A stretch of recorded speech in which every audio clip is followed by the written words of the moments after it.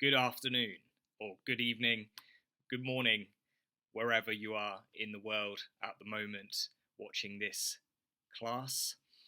Really happy to have you here, so thank you for joining me. And first of all, I'm Alex. I'm here to improve accessibility to high quality English learning material, hence the presentation today on greetings. So, again, thanks for joining me. And this presentation has been built specifically for B1 and B2 English learners. Maybe okay for C1 learners too. You might learn a few new bits as well, but ideally B1 or B2. And if you're below that level, I suggest maybe coming back in 6 months or a year. And if you're above that level, maybe you can stick around and revise some of the content. So I will now move on to the next slide where I will speak briefly about myself. So this is me. I'm Alex. I'm from the UK. I'm from the countryside near London. I've actually been living in China for 7 years. I've also been studying Chinese for 7 years, and I was struggling with it at first, so I can completely resonate with your English language learning journey. And now I'm near enough fluent in Chinese, so I can share some tips and tricks with you throughout this presentation and also in the future. I'm sure if I haven't already, you might already know me. So, big wave if I do already know you and we're in touch. So, let's move on to the presentation. So, today we will learn about these points. We'll learn how to greet people in different situations. So, in informal situations, in formal situations, casual and formal situations. We'll also learn how to respond naturally to greetings. Sometimes it's a little bit scary if a native English speaker speaks to you and you're not 100% ready and you're a little bit in shock, or even a fluent English speaker greets you and you're not prepared for it. Sometimes it's difficult to respond naturally.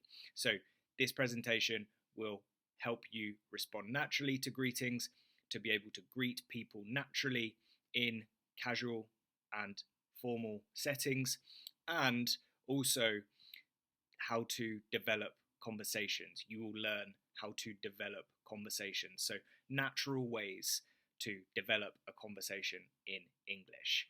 I know this is also quite a challenge for a lot of my students. So hopefully after this presentation, you'll leave feeling like you can greet people, you can respond naturally, and you can even develop a conversation with someone too. Cool. So on to the next slide. Okay, so on this slide, we'll do a quick exercise. Please grab a notepad and a pen if you don't have one already. If you need to go and grab one, maybe pause the video. And once you have paper and a pen, jot this table down. So just casual, formal, and a line down the middle. And what we need to do is list out any greetings that we know and put them into the correct column. So for a casual greeting, I'll give you one. It might be all right. And so just to define these terms, casual means any kind of relaxed situation. So maybe at the park or at the gym or outside of work, not at a funeral. Okay, formal situations are more serious, more formal. You don't know the person as well, perhaps. So places like being at work, or being at a funeral, or being at a wedding, or anywhere where you feel like you need to be more on the ball. You don't feel quite as relaxed. Okay, so as long as we're clear on those definitions, another word for casual.